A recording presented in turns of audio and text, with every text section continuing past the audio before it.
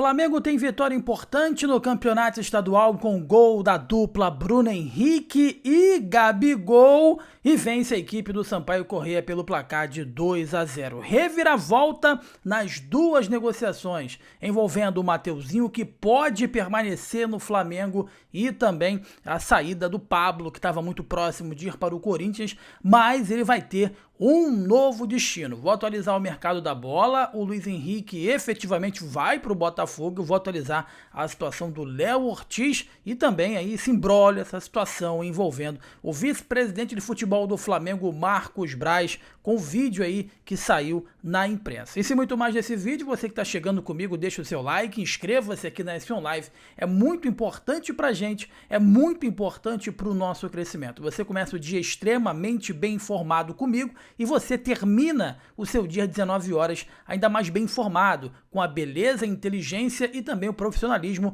da Bia Zayat. Durante o dia você acompanha as nossas lives e também os nossos cortes. Dito isto, vamos às informações.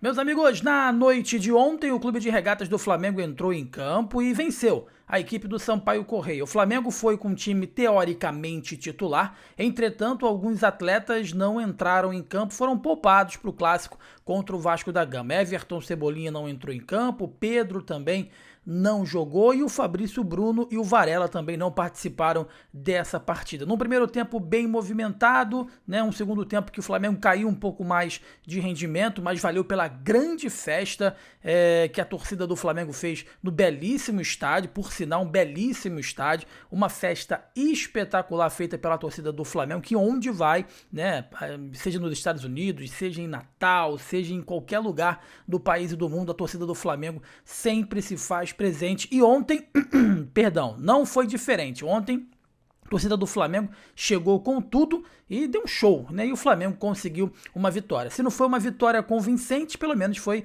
uma vitória que tirou aí o peso das costas de dois atletas extremamente importantes. O primeiro atleta é o Bruno Henrique, que depois, e ele vinha sendo muito cobrado, né? Que depois da sua renovação pelos próximos 3 anos, tinha caído bastante de rendimento, e ontem ele conseguiu fazer o gol, o primeiro gol, numa falha do goleiro do Sampaio Corrêa. Ele acabou pegando o rebote e colocou a bola para o fundo da rede. E aí depois o Gabriel Barbosa fazendo aquilo que ele mais sabe, né? Dando opção para um cara que cria, um dos caras que mais criam oportunidades no futebol mundial, que é o Arrascaeta. Ele fez o facão, recebeu essa bola e bateu cruzado de perna esquerda, tirando aí da carcaça, tirando das costas 5 meses sem fazer gols. Gabriel faz o gol definitivamente e a torcida do Flamengo sai feliz aí do estádio por ter visto um gol do Gabigol. Beleza? O Flamengo volta a campo no próximo final de semana, dia 4 de fevereiro, para enfrentar a equipe do Vasco da Gama no primeiro clássico de 2024.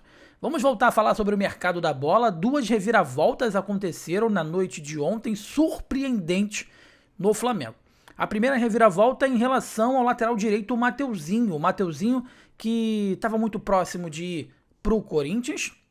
Entretanto, o Flamengo, com a proximidade, né, e a amizade do Landim com o John Textor, queria que o atleta fosse para o Botafogo. E segundo o jornalista Vene Casagrande, ele não pode ir nem para o Corinthians nem para o Botafogo. Ele pode continuar no Flamengo. Isso porque o atleta está incisivo que quer jogar no Corinthians. E o Flamengo quer que ele jogue na equipe do Botafogo. Então, se ele não for para o Corinthians, por birra, vamos dizer assim, provavelmente o Mateuzinho também não vai querer jogar no Botafogo e pode acabar parando no Flamengo. Então, está tendo internamente esse imbróglio envolvendo a diretoria e o staff do Mateuzinho, que priorizam, até o presente momento, a ida do atleta para São Paulo, para o Corinthians. Outra situação que eu quero atualizar vocês, o Pablo, o zagueiro Pablo, que chegou a peso de ouro do futebol russo, né? Chegou para ser titular ao lado do Davi Luiz, mas em nenhum momento ele conseguiu se consolidar. Ele estava muito bem encaminhado com o Corinthians, muito bem encaminhado com o Corinthians, até que chegou o John Textor, que é o melhor, o best friend, vamos colocar assim, do presidente Rodolfo Landim. E aí, o Pablo, agora, ao invés de ir para o Corinthians, a tendência é que ele seja jogador do Botafogo por empréstimo. E um empréstimo que você vai ficar assim, caramba, de graça, empréstimo 0,800, de graça e sem passe fixado.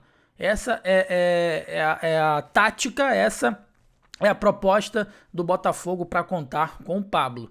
O que fez o Pablo aceitar ir para o Botafogo e não voltar para o Corinthians, aonde ele já foi campeão brasileiro, jogando ao lado do Balbuena, com o Carille, enfim, a questão salarial.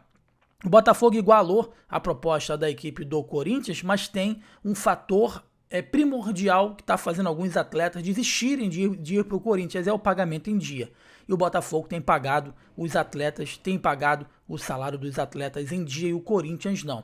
Então essa instabilidade do Corinthians fez com que o Pablo, nesse momento, escolhesse jogar no Botafogo do John Textor. E aí o presidente Rodolfo Landim fica benzão ali com o Textor, né? Tá fazendo de tudo pro Mateuzinho reforçar o Botafogo. E agora o Pablo vai ser emprestado 0,800, 0 bola, como falam aqui no Rio de Janeiro, para a equipe do Botafogo e sem passe fixado. Então, duas reviravoltas. O Mateuzinho, que ia para o Corinthians, depois ia para o Botafogo, pode ficar no Flamengo.